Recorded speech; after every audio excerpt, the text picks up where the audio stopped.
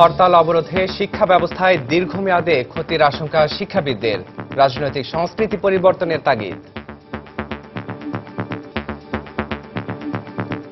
সব ক্ষতি পুষিয়ে নেওয়া যায়, কিন্তু শিক্ষায় যে ক্ষতি, তার যে নেতিবাচক প্রভাব প্রজন্ম থেকে প্রজন্মান্তরে চলতে থাকে।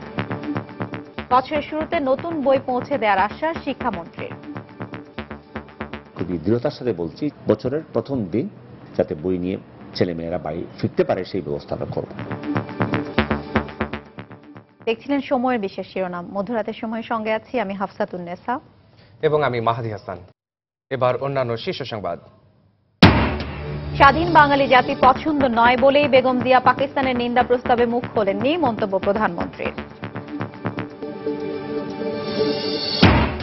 ভোটার ও প্রার্থীবিহীন নির্বাচনে সেনাবাহিনী মোতায়েন করে প্রতিষ্ঠানটিকে জনগণের মুখোমুখি দাঁড় করানো হচ্ছে, অভিযোগ বিএনপির।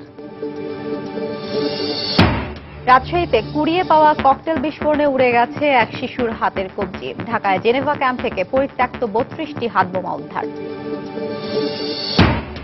এবং ঢাকার গোপীবাগে এক বাসাতে কথিত এক পীর সহ 6 জনকে গলা কেটে হত্যা। খুনের রহস্য উদ্ঘাটনে মাঠে নেমেছে পুলিশ।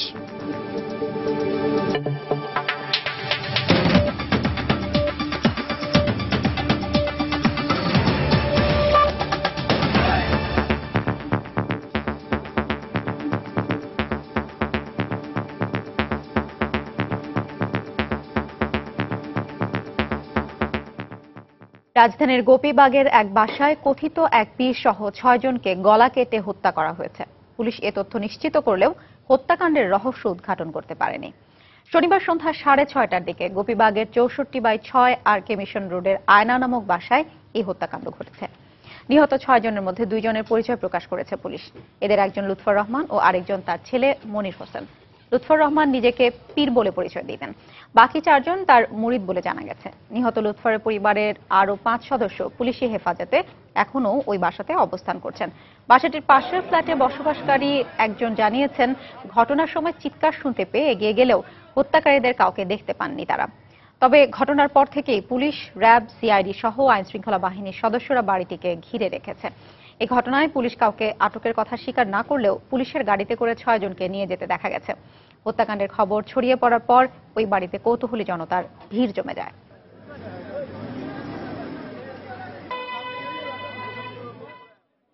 লুৎফর রহমান ফারুক উনি আধ্যাত্মবাদে বিশ্বাসী ছিলেন, ওই কাজই করতেন মূলত, এবং তার বাড়িতে সার্বক্ষণিকভাবে তার কিছু ফলোয়ার থাকতো, 8-10 জন লোক অলওয়েজ থাকতো। তো তাদেরই ভেতর থেকে 4 জনকে তারা হত্যা করেছে। লুৎফর রহমান, তার ছেলে আর আরো 4 জন, এই মোট 6 জনকে হত্যা করা হয়েছে। 6-7 জন এসেছিল, তাদের কাছে ফায়ার আর্মসও ছিল, বাট ছোড়াও ছিল, সব ধরনের অস্ত্রই ছিল তাদের কাছে। আমরা প্রাথমিকভাবে তদন্তের প্রত্যেকটা বিষয়ে তারা আমাদের যে তথ্যগুলো দিচ্ছে, এবং আশেপাশে ইতিমধ্যে আমরা আরো কিছু তথ্য সংগ্রহ করেছি। সো প্রত্যেকটি বিষয়েই আমরা খুব গুরুত্ব সহকারে তদন্তের কাজ শুরু করেছি। সারা দেশে 18 দলের 5ম দফা অবরোধের প্রথম দিন শনিবার রাজশাহীতে কুড়িয়ে পাওয়া ককটেল নিয়ে খেলা করার সময় হাতের কবজি হারাতে হলো অবুঝ এক শিশুকে। রাজশাহী নগরীর উপশহর এলাকায় এই মর্মান্তিক দুর্ঘটনাটি ঘটে। শরীরের বিভিন্ন অংশেও মারাত্মক আঘাত পায় 5 বছরের মাহির। পরে তাকে আশঙ্কাজনক অবস্থায় রাজশাহী মেডিকেল কলেজ হাসপাতালে ভর্তি করা হয়। কর্তব্যরত চিকিৎসক জানান, এখনো আশঙ্কামুক্ত নয় শিশুটি। রাজশাহী থেকে বিস্তারিত জানাচ্ছেন সাইফুর রহমান রকি। চলমান রাজনৈতিক সহিংসতার শিকার হতে হচ্ছে শিশুদেরও। এদের কাউকে টাকার বিনিময়ে ব্যবহার করা হচ্ছে, আবার কেউ না জেনে খেলার ছলে হাতে তুলে নিচ্ছে ককটেল বা বোমা। ফলে কাউকে দিতে হচ্ছে জীবন, কেউ বা হারাচ্ছে শরীরের অঙ্গ প্রত্যঙ্গ। শনিবার দুপুরে এমনই এক ঘটনা ঘটেছে রাজশাহীর উপশহর নিউ মার্কেট এলাকায়। বাসা থেকে খেলতে বেরিয়েছিল 5 বছর বয়সী শিশু মাহির। এ সময় একটি ক্লাব ঘরের সিঁড়ির নিচে লাল টেপে মোড়ানো একটি বস্তু দেখতে পায় সে। এটি নিয়ে নাড়াচাড়া করার সময় বিকট শব্দে সেটি বিস্ফোরিত হয়। এতে মাহিরের বাঁ হাতের কবজি উড়ে যায়। গুরুতর আহত অবস্থায় তাকে রাজশাহী মেডিকেল কলেজ হাসপাতালে ভর্তি করা হয়। চিকিৎসকরা জানিয়েছেন, শিশুটির অবস্থা আশঙ্কামুক্ত এটি বলা যাবে না। তো ওখানে দম করে একটা আওয়াজ হলো, আমরা কাজ করছিলাম, তো যাই দেখছি যে ওই আওয়ামী লীগ অফিস আছে সিঁড়ি, ওই সিঁড়ির নিচে একটা ছোট্ট জায়গা আছে, ওই জায়গার মধ্যে দেখছি একটা ছেলে চিল্লাছে, আর সবাই ওখানে ঘিরে ধরেছে, আর ধুমেতে অন্ধকার, তো কেউ আর যা ওখানে বাইর করছে না। তো আমি আবার যা দেখছি যে একটা ছোট্ট জায়গা আছে বাইর করা, দিয়ে ওখানে হাত ধরে বাইর করে দেখছি হাত উড়ে গেছে।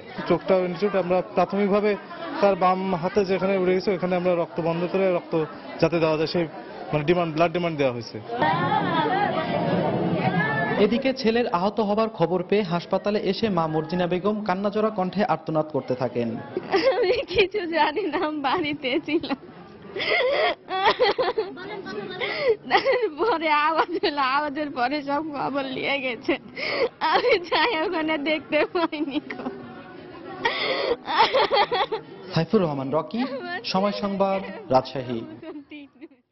এবার ময়মনসিংহের গৌরীপুরে দুর্বৃত্তদের পেট্রোল বোমায় দগ্ধ হয়েছেন শাহজাহান নামে এক টেম্পো যাত্রী। শনিবার রাতে বীর আহমদপুর এলাকায় ঘটনাটি ঘটে। পুলিশ ও স্থানীয়রা জানায় 7:30টার দিকে দুর্বৃত্তরা একটি চলন্ত টেম্পোতে পেট্রোল বোমা ছুঁড়ে মারলে অগ্নিদগ্ধ হয় শাহজাহান।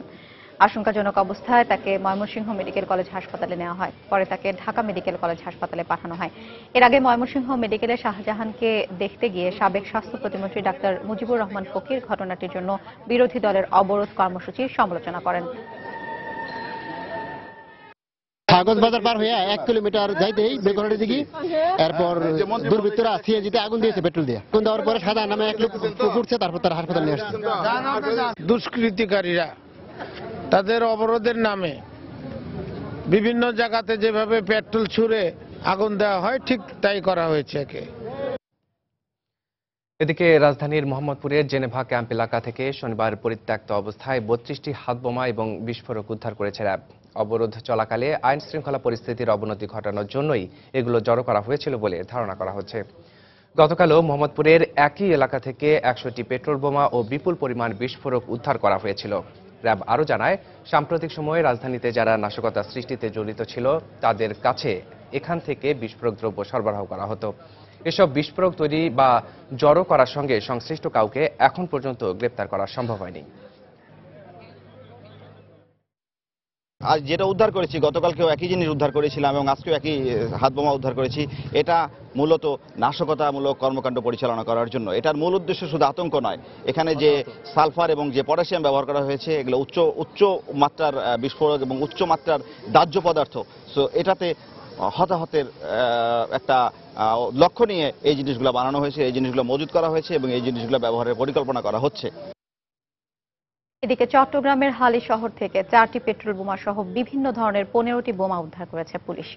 শনিবার সন্ধ্যায় পরিত্যক্ত অবস্থায় এসব বোমা উদ্ধার করা হয়। পুলিশ জানায়, গোপন সংবাদের ভিত্তিতে শহরের শ্যামলী আবাসিক এলাকায় অভিযান চালায় পুলিশ। একটি বাড়ির নিচতলা থেকে কাগজে মোড়ানো অবস্থায় বোমাগুলো উদ্ধার করা হয়। এর মধ্যে 5টি ককটেল এবং বাকিগুলো চকলেট বোমা। অবরোধে নাশকতা চালানোর জন্য এসব বোমা সেখানে রাখা হয়েছিল বলে ধারণা করছে পুলিশ। গোপন সূত্রে সংবাদ পাই আমি সঙ্গী অফিসার সহ গেছি।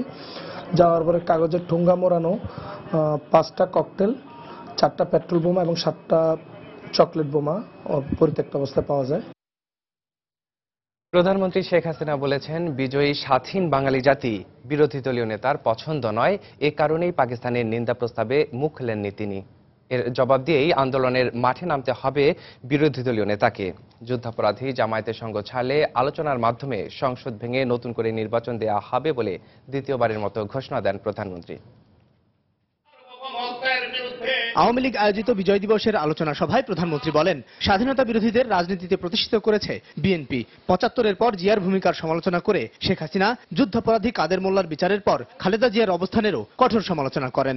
আজকে তো তার আসল চেহারা বেরিয়ে গেছে। কাদের মোল্লার জন্য খালেদা জিয়া আরো হত্যাকাণ্ড চালাচ্ছে আর পাকিস্তান নিন্দা প্রস্তাব আনছে। পাকিস্তানের বিরুদ্ধে কিছু বলতে ওনার বোধহয় খুব কষ্ট হয়। তো বাংলাদেশে থাকার দরকারটা কি? তো পাকিস্তানে গেলেই তো হয়, কামাকা বাংলাদেশকে জ্বালাচ্ছে কেন? জানজুয়া যখন মরে গেল উনি সেই সব বার্তা পাঠিয়েছিলেন, কেন? রহস্যটা কি? শেখ হাসিনা বলেন, রাজপথে নামার আগে খালেদা জিয়াকে জনগণের কাছে জবাবদিহি করতে হবে। আবার বলছেন উনি নিজেই মাঠে নামবেন। তাকে মাঠে নামেন, বাংলাদেশের জনগণ দেখবে যে কাদের মোল্লার ফাঁসি হওয়ার পর পাকিস্তানের পার্লামেন্টের বিরুদ্ধে উনি একটা কথাও কেন বলেন নাই, সেই জবাব বাঙালি জাতিকে দিয়ে তারপর যেন মাঠে নামে। জামায়াত নির্বাচনে আসতে পারবে না বলেই বিএনপি নির্বাচনে আসেনি উল্লেখ করে শেখ হাসিনা বলেন, 5 জানুয়ারির নির্বাচন ঠেকানো যাবে না। দল যদি অংশগ্রহণ করত তাহলে ওই 154টা বিনা প্রতিদ্বন্দ্বিতায় নির্বাচিত হতো না। এটা তো আমাদের দোষ না, এটা তো বিরোধী দলের দোষ। তারা আসে নাই কেন নির্বাচনে? মাঠে যে দেখি যে আমার গোলকিপার নাই, তাহলে কি হবে? গোল তো হবে। ইনশাআল্লাহ নির্বাচন হবে, আলোচনা চলছে, আলোচনা চলবে। যদি ভবিষ্যতে আমরা সমঝোতা পৌঁছাতে পারি, আমরা পার্লামেন্ট ভেঙে নতুন ইলেকশন দিতে পারবো। কিন্তু তাহলে ওই জামাতের সঙ্গ ছাড়তে হবে, যুদ্ধাপরাধীদের সঙ্গ ছাড়তে হবে, ওদের সাথে রাখতে পারবো না। খালেদা জিয়া যুদ্ধাপরাধীদের বাঁচাতে জামায়াতকে নিয়ে মানুষ হত্যায় নেমেছে উল্লেখ করে শেখ হাসিনা সাধারণ মানুষ ও মুক্তিযোদ্ধাদের সহিংসতার বিরুদ্ধে প্রতিরোধ গড়ে তোলার আহ্বান জানান। আবুল কালাম আজাদ, সময় সংবাদ, ঢাকা। ভোটার এবং প্রার্থীবিহীন নির্বাচনে সেনাবাহিনী মোতায়েন করে প্রতিষ্ঠানটিকে জনগণের বিরুদ্ধে দাঁড় করানো হচ্ছে বলে মন্তব্য করেছেন বিএনপির স্থায়ী কমিটির সদস্য নজরুল ইসলাম খান। 5 দফা অবরোধের প্রথম দিন শেষে শনিবার সন্ধ্যায় গুলশানে বিএনপি চেয়ারপারসনের কার্যালয়ে সাংবাদিকদের সাথে ব্রিফিংকালে তিনি এই মন্তব্য করেন। তিনি আরো বলেন, 10ম বাদ দিয়ে 11 জাতীয় সংসদ নির্বাচন নিয়ে কথা বলে প্রধানমন্ত্রী সমঝোতার পথ রুদ্ধ করে দিয়েছেন। অযোগ্য এই নির্বাচন কমিশন সরকারের ইচ্ছা পূরণের হাতিয়ার হিসাবে নিজেরা জনগণের বিরুদ্ধে অবস্থান নিয়েছে। যে নির্বাচনে বস্তুত ভোটেরই আর প্রয়োজন নেই, দেশ বিদেশে কারো কোনো আগ্রহ নেই, যে নির্বাচন থেকে জনগণকে বাইরে রাখা হয়েছে, সেই নির্বাচনে সেনাবাহিনী অংশগ্রহণ অপ্রয়োজনীয় বলেই আমরা মনে করি। জনগণের বিপক্ষে দাঁড় করিয়ে দেওয়ার চেষ্টা যারাই করছে, তারা দেশ এবং দেশের জনগণের বিপক্ষে কাজ করছে বলে আমরা মনে করি। পাকিস্তানের ভূমিকায় চুপ থাকার মধ্য দিয়ে বিরোধী দলের মুখোশ উন্মোচিত হয়েছে বলে মন্তব্য করেছেন মহানগর আওয়ামী লীগের যুগ্ম সাধারণ সম্পাদক অ্যাডভোকেট কামরুল ইসলাম। শনিবার সকালে জাতীয় প্রেস ক্লাবে এক আলোচনা সভায় তিনি আরো বলেন, সারা দেশে যে জঙ্গি এবং সন্ত্রাসী কর্মকাণ্ড চলছে, দেশপ্রেমিকের এক হয়ে তার বিরুদ্ধে রুখে দাঁড়াতে হবে। পাকিস্তান পার্লামেন্টে এরকম একটা প্রস্তাব গ্রহণ হয়, অথচ প্রধান বিরোধী দল হিসাবে দাবি করেন, একেবারে নিশ্চুপ মুখে কুলুপ দিয়ে বসে থাকেন। আমি পরিষ্কার আপনাদের বলবো, মাঝপথে হাঁটার কোনো সুযোগ নেই। মাঝামাঝি কথা বলবেন, দুই দলের সমালোচনা করবেন, সবাইকে প্যারালাল করার চেষ্টা করবেন, এই সুযোগ আর এখন আর নেই। এখন বোঝা যাচ্ছে আজকে পাকিস্তানের এই, আমি তো পাকিস্তানকে ধন্যবাদ জানাই, তারা আমাদের এই আন্দোলনকারীদের মুখোশ উন্মোচিত করে দিয়েছেন। ধ্বংসের হাত থেকে যদি দেশটাকে রক্ষা করতে চাই, 71-এর মুক্তিযুদ্ধের চেতনা, মুক্তিযুদ্ধের মূল্যবোধকে যদি রক্ষা করতে চাই, আমাদের দেশমাতৃকার ভালোবাসার টানেই শেখ হাসিনাকে আজকে তার এই পদক্ষেপগুলোকে সমর্থন করা উচিত। মধ্যরাতের সময় আরো থাকছে। অবরোধের মধ্যেই 21তম জাতীয় টিকা দিবসে সারা দেশে 0 থেকে 5 বছরের শিশুদের খাওয়ানো হলো পোলিও টিকা। এবং কেন্দ্রীয় শহীদ মিনারে অভিনেতা খালেদ খানের প্রতি সর্বস্তরের মানুষের শেষ শ্রদ্ধা নিবেদন। টাঙ্গাইলে বাবার কবরে দাফন। ডিএমপির অনুমতি না পেলেও 24 ডিসেম্বর শাপলা চত্বরে পূর্ব ঘোষিত মহাসমাবেশ করার ঘোষণা দিয়েছে হেফাজতে ইসলাম বাংলাদেশ। শনিবার দুপুরে রাজধানীর বাড়িধারায় একটি মাদ্রাসায় সংবাদ সম্মেলনে এই ঘোষণা দেওয়া হয়। 13 দফা বাস্তবায়নের দাবিতে হেফাজতে ইসলাম বাংলাদেশের পক্ষ থেকে আল্লামা আহমদ শফিক কর্তৃক ঘোষিত কর্মসূচি হিসেবে হেফাজতে ইসলাম ঢাকা মহানগর 24 ডিসেম্বর মঙ্গলবার শাপলা চত্বরে সময়ের বাস্তবায়নের দৃঢ় প্রত্যয় ঘোষণা করছে। আশা করি সরকার আমাদের সার্বিক সহযোগিতা করবে। বিএনপি চেয়ারপারসন ও বিরোধী দলীয় নেত্রী বেগম খালেদা জিয়ার সঙ্গে সৌজন্য সাক্ষাৎ করেছেন বাংলাদেশে নিযুক্ত কুয়েতি রাষ্ট্রদূত আলী আহমেদ ইব্রাহিম আল দাফেরি। শনিবার রাত 8টায় গুলশানে বিএনপি চেয়ারপারসনের বাসভবনে আসেন কুয়েতি রাষ্ট্রদূত। এ সময় বিএনপির ভাইস চেয়ারম্যান শমশের মবিন চৌধুরী, চেয়ারপারসনের উপদেষ্টা সাবিউদ্দিন আহমেদ ও মধ্যপ্রাচ্য বিষয়ক বিশেষ দূত এলামুল হক চৌধুরী উপস্থিত ছিলেন। বিদেশি রাষ্ট্রদূতের সঙ্গে সাক্ষাৎকালে দেশের বর্তমান রাজনৈতিক পরিস্থিতি ও দুই দেশের স্বার্থ সংশ্লিষ্ট বিভিন্ন বিষয় নিয়ে আলোচনা হয়েছে বলে জানা গেছে। 18 দলীয় জোটের 83 ঘণ্টা অবরোধের প্রথম দিনে শনিবার পুলিশি পাহারায় ঢাকা থেকে কয়েকটি রুটে ছেড়ে গেছে দূরপাল্লার বাস। তবে যাত্রী কম হওয়ায় বেশিরভাগ রুটেই বাস চালানো সম্ভব হচ্ছে না বলে দাবি পরিবহন মালিকদের। তারা বলছেন, পরীক্ষামূলক এই চেষ্টা সফল হলে অবরোধের মধ্যেও দূরপাল্লার অন্যান্য রুটেও নিয়মিত বাস চালানো হবে। তবে নিরাপত্তা নিয়ে উদ্বিগ্ন যাত্রী এবং পরিবহন শ্রমিকরা। নৌ পরিবহন মন্ত্রীর ঘোষণা অনুযায়ী অবরোধের মধ্যেও এভাবেই পুলিশি প্রহরায় ছেড়ে যায় দূরপাল্লার বাস। তবে রাজধানীর বাস টার্মিনালগুলোতে যাত্রী সংখ্যা ছিল কম। মহাখালী বাস টার্মিনাল ঘুরে দেখা যায় ময়মনসিংহ, শেরপুর ও টাঙ্গাইল রুটের কয়েকটি বাসে ছাড়ার আগে চালানো হচ্ছে তল্লাশি। সঙ্গে পুলিশ থাকায় দূরের যাত্রাপথে রওনা হওয়ার সাহস পাচ্ছেন বলে জানালেন যাত্রীরা। পুলিশ আছে, নিরাপত্তা আছে, আমরা এই কারণে সাহস করে যাইতেছি। ভরসা পাইতেছি এটার জন্য যে কালকে খবরে দেখলাম, যে পেপারে দেখলাম যে বাস চলাচল পুলিশের আন্ডারে চলবো। পারিবারিকভাবে চলাফেরা আমাদের টাকা পয়সা নাই, যার জন্য অবরোধই গাড়ি চালাইতেছি। সায়েদাবাদ বাস টার্মিনাল থেকেও ছেড়ে গেছে কুমিল্লা, নোয়াখালী ও নরসিংদী রুটের বাস। গাড়ি নিয়ে বাইরে দেখা গেছে এখন মালিকে বলছে যে রাস্তা যদি আমাদেরকে জ্বালা তো এটাকে মালিকের ক্ষতিপূরণ দিব, তো মালিকেই থাকবে। খিলা, নাতুরফেট বা লাকসাম, সোনাইমুড়ি এগুলো যদি মনে করেন প্রশাসনের লোক থাকে তাহলে গাড়ি মনে করেন নোয়াখালী যাবে। বাস মালিকরা বলছেন কেবল সরকারের অনুরোধ মেনে নয়, শ্রমিকদের কথা মাথায় রেখে পরিবহন চালানোর সিদ্ধান্ত নিয়েছেন তারা। আমরা তো এই 2 মাসে পঙ্গু হয়ে গেছি। তাছাড়া আমাদের শ্রমিকদের পিঠ এবং পেট একসাথে দেয়ালে ঠেকে গেছে। শ্রমিকরাও তাদের কর্ম করে খেতে চায়। অন্যদিকে পর্যাপ্ত যাত্রী না থাকার কারণে গাবতলী টার্মিনাল থেকে কোনো বাস ছেড়ে যায়নি। সৌমিত্র শুভ্র, সময় সংবাদ, ঢাকা। এদিকে অবরোধের মাঝেও বেশ কিছু মহাসড়কে পরীক্ষামূলকভাবে চলাচল করছে দূরপাল্লার কিছু বাস ট্রাক। শনিবার সকালে চট্টগ্রাম ছেড়ে যায় যাত্রীবাহী বাস ও মালবাহী ট্রাক কাভার্ড ভ্যান। এদিকে মহাসড়কে নিরাপত্তা নিশ্চিত করতে সতর্ক অবস্থানে রয়েছে আইন শৃঙ্খলা রক্ষা বাহিনীর সদস্যরা। ব্যুরো প্রতিবেদক ও জেলা প্রতিনিধিদের পাঠানো তথ্য ও ছবি নিয়ে প্রতিবেদন। 18 দলের টানা অবরোধের মধ্যে পরীক্ষামূলকভাবে পুলিশি পাহারায় চট্টগ্রাম ছেড়ে যায় দূরপাল্লার যাত্রীবাহী বাস এবং ট্রাক কাভার্ড ভ্যান সহ অন্যান্য পণ্যবাহী যান। নিরাপত্তা নিশ্চিত করা গেলে সব ধরনের যান চলাচল স্বাভাবিক রাখা সম্ভব হবে বলে দাবি পরিবহন মালিক ও শ্রমিকদের। যাত্রীদের নিরাপত্তা বিধান, শ্রমিকদের নিরাপত্তা বিধান এবং গাড়ি যে ভাঙচুর এবং ইতিপূর্বে যে সমস্ত গাড়ি পোড়ানো হয়েছে তার ক্ষতিপূরণ না পাওয়ার কারণে মালিকদের মধ্যে একটা অসন্তোষ বিরাজ করছে। তাছাড়া সরকারের তরফ থেকে কোনো এই ব্যাপারে কোনো প্রেস নোটও হয়নি। এটা মাত্র আমাদের আভ্যন্তরীণ সিদ্ধান্ত। আমাদের গাড়ির নিরাপত্তা দিতে হবে, পাশাপাশি আমাদের শ্রমিকদেরও নিরাপত্তা দিতে হবে এবং আমাদের পার্টির মালেরও নিরাপত্তা দিতে হবে, তাহলে আমরা গাড়ি চালাতে পারি। এদিকে অপ্রীতিকর ঘটনা এড়াতে ঢাকা চট্টগ্রাম মহাসড়কের ফেনী অংশে সতর্ক অবস্থানে ছিল বিজিবি সহ অন্যান্য আইন শৃঙ্খলা রক্ষাকারী বাহিনীর সদস্যরা। নিমিষের একটু জামজট হয়েছে আর কি, এমনি কোনো সমস্যা নেই। মিরসরাই সিধা কোনো মোড়ে পরে আশেপাশে কয়েক জায়গা আছে যে জায়গায় গন্ডগোল হয় আর কি, ওই কোনো জায়গায় কোনো সমস্যা নেই, পুরো রাস্তায় ক্লিয়ার।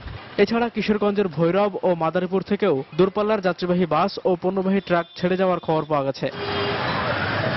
তারেকুজ্জামান শিমুল, সময় সংবাদ।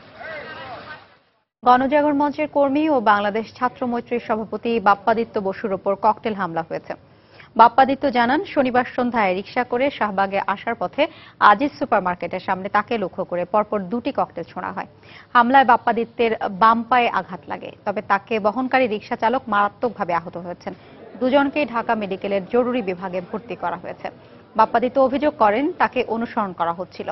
গণজাগরণ মঞ্চের সাথে সংশ্লিষ্টতা থাকায় তার উপর হামলা করা হয়েছে বলেও জানান তিনি। মুক্তিযুদ্ধের বিরোধী শক্তি এই হামলা করেছে বলে অভিযোগ করেন তিনি। বাপ্পাদিত্যকে দেখতে গণজাগরণ মঞ্চের আহ্বায়ক ইমরান এইচ সরকার সহ মঞ্চের কর্মীরা ঢাকা মেডিকেলে তাকে দেখতে যান। গণজাগরণ মঞ্চ ও ছাত্রমৈত্রী এই হামলার প্রতিবাদে তাৎক্ষণিকভাবে প্রতিবাদ মিছিল করেন।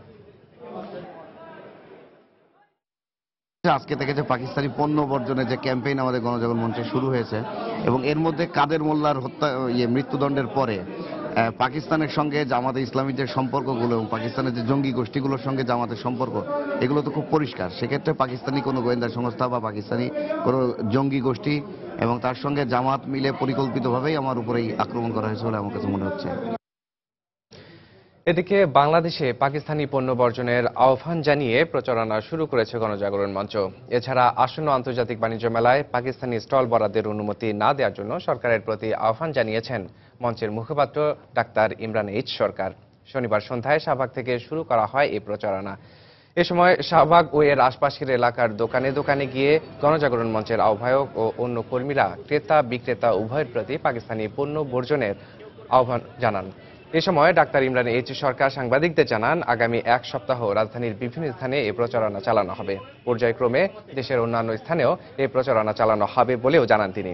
এছাড়া আসন্ন বাণিজ্য মেলায় পাকিস্তানি কোনো স্টল বসাতে না দেওয়ারও দাবি জানান তিনি।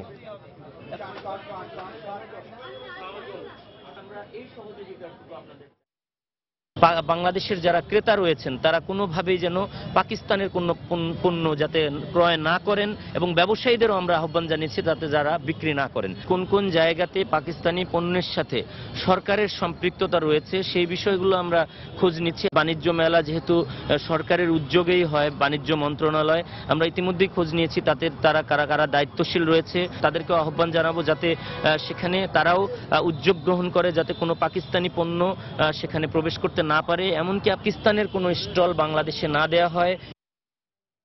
কয়েক দফা জানাজা শেষে রাজধানীর জুরাইন কবরস্থানে দাফন করা হয়েছে ঢাকা ৬ আসনের সংসদ সদস্য মিজানুর রহমান দীপুকে। তার প্রথম জানাজা অনুষ্ঠিত হয় সংসদ ভবনের দক্ষিণ প্লাজায়। জানাজা শেষে রাষ্ট্রপতি মোহাম্মদ আব্দুল হামিদের পক্ষ থেকে দীপুর মরদেহের প্রতি শ্রদ্ধা জানানো হয়। এরপর প্রধানমন্ত্রী শেখ হাসিনা, আওয়ামী লীগের কেন্দ্রীয় নেতারা, জাতীয় সংসদের স্পিকার এবং সংসদ সদস্যরা শ্রদ্ধা জানান। দলের কেন্দ্রীয় কার্যালয় এবং ধূপখোলা মাঠে আরও 2 দফা জানাজা হয়। মস্তিষ্কে রক্তক্ষরণে গতরাতে রাজধানীর অ্যাপোলো হাসপাতালে মারা যান মিজানুর রহমান দীপু।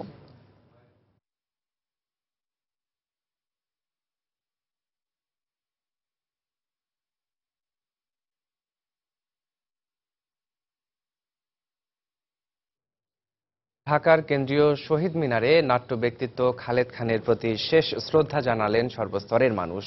শেষ ইচ্ছা অনুযায়ী গ্রামের বাড়ি টাঙ্গাইলের মির্জাপুরে বাবার কবরেই দাফন করা হয় খ্যাতিমান এই শিল্পীকে। দীর্ঘদিন ধরেই মোটর নিউরন রোগে ভুগছিলেন কীর্তিমান এই শিল্পী। খালেদ খান যুবরাজ মঞ্চ ও টিভি নাটকে সদর্পে বিচরণ করেছেন যুবরাজের মতোই। শেষ শ্রদ্ধা জানাতে আসা হাজারো ভক্ত আর ঘনিষ্ঠজনের কণ্ঠে ছড়ে পড়েছে আক্ষেপ, যাবার সময় কি হয়েছিল? এই বয়সে তার যাওয়ার কথা না, সে আমার থেকে প্রায় 25 বছরের ছোট।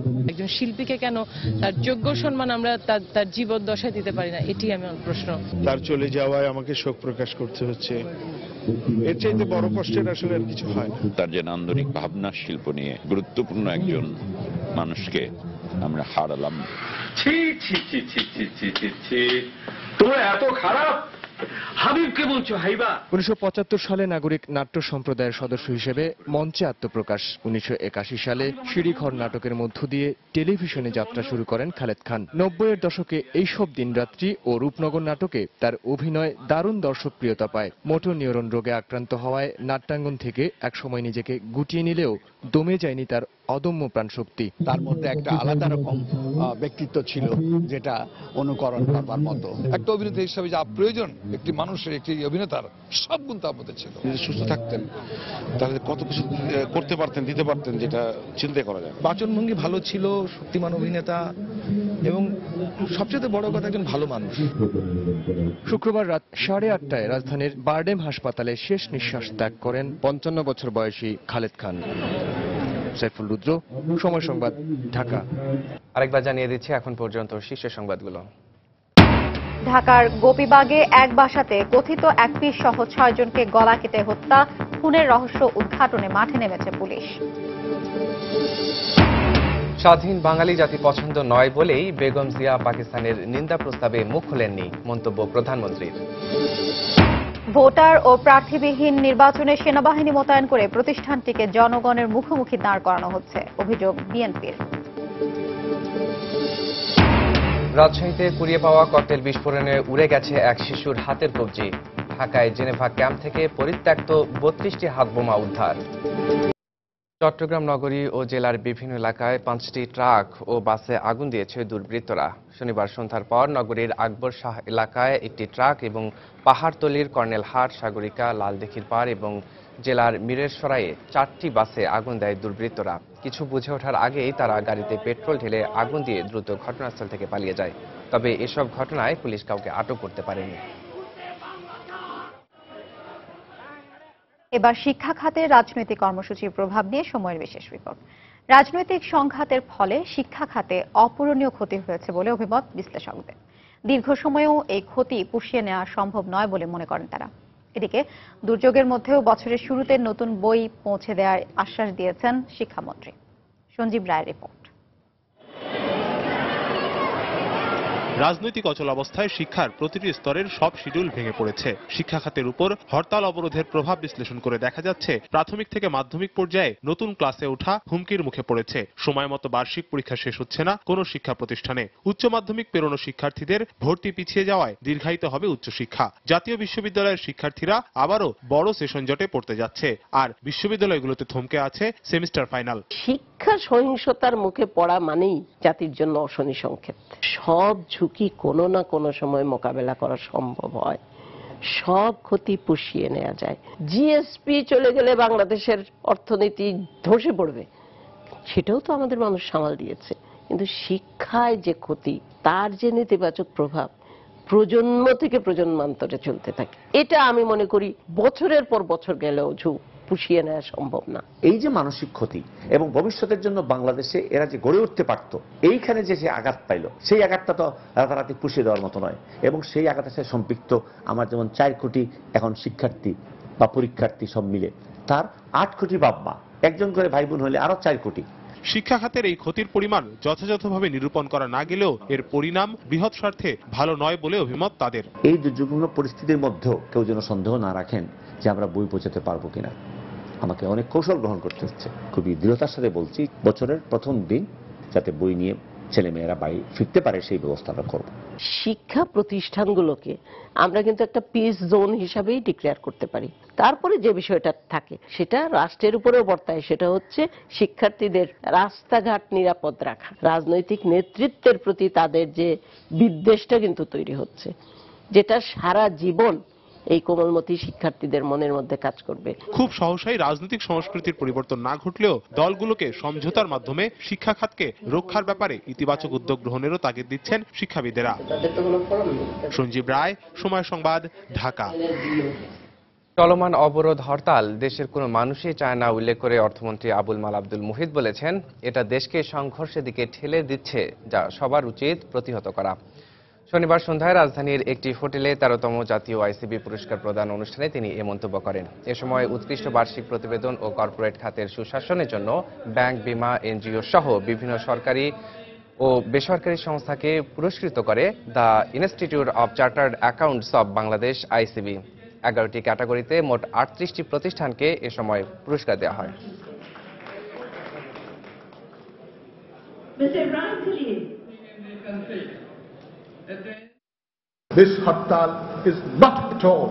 এই হরতাল দেশের কেউই চায় না, এটা দেশকে সংঘর্ষের দিকে ঠেলে দিচ্ছে। তাই আমাদের সকলেরই এটা প্রতিহত করা উচিত। তবে এত কিছুর পরও দেশের প্রবৃদ্ধি এগিয়ে যাচ্ছে। বিগত 5 বছরের অর্থনৈতিক অগ্রগতি 10 বছরের মধ্যে সর্বোচ্চ।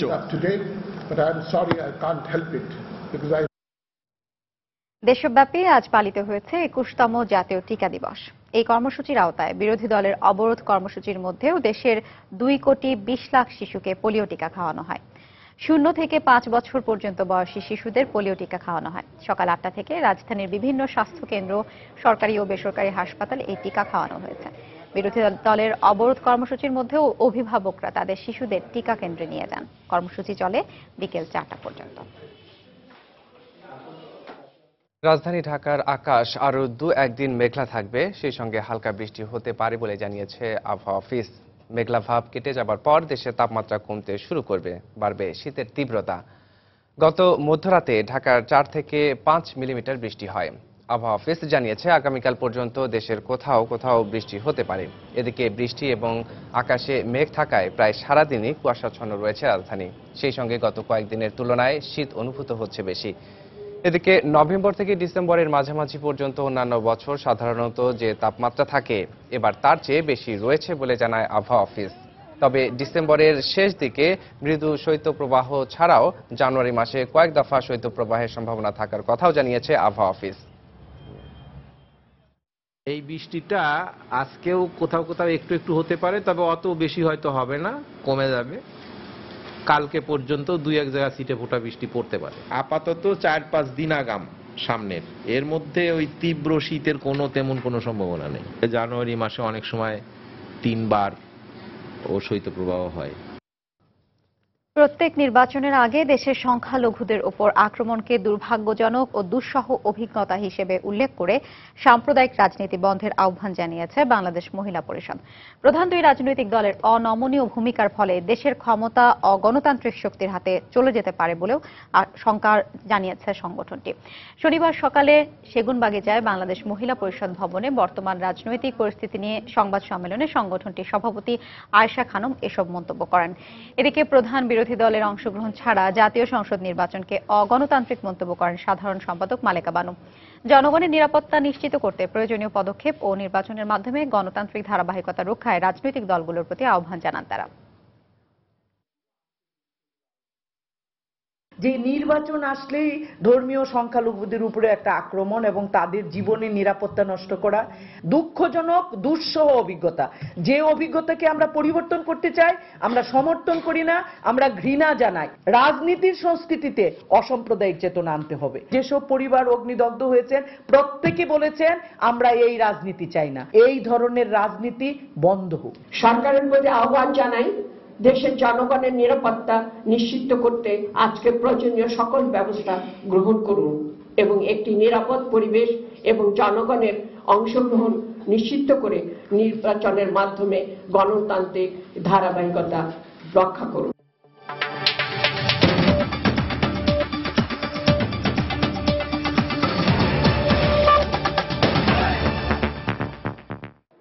সিঙ্গাপুরের লিটল ইন্ডিয়া এলাকায় সাম্প্রতিক সহিংসতায় জড়িত থাকার অভিযোগে 52 ভারতীয় ও এক বাংলাদেশিকে দেশে ফেরত পাঠাচ্ছে দেশটির সরকার। তারা আর কখনো সিঙ্গাপুরে প্রবেশ করতে পারবে না বলে জানিয়েছে কর্তৃপক্ষ। সহিংসতার সময় নিরাপত্তা বাহিনীর কাজে বাধা দেওয়ায় এ পদক্ষেপ নেওয়া হয় বলে জানানো হয়েছে। ওই ঘটনায় আরও 200 শ্রমিকের ভূমিকা খতিয়ে দেখা হচ্ছে। গত 8ই ডিসেম্বর লিটল ইন্ডিয়া এলাকায় বাস দুর্ঘটনায় এক ভারতীয়র মৃত্যুকে কেন্দ্র করে সিঙ্গাপুরে কর্মরত দক্ষিণ এশিয়ার শ্রমিকদের মধ্যে দাঙ্গা ছড়িয়ে পড়ে।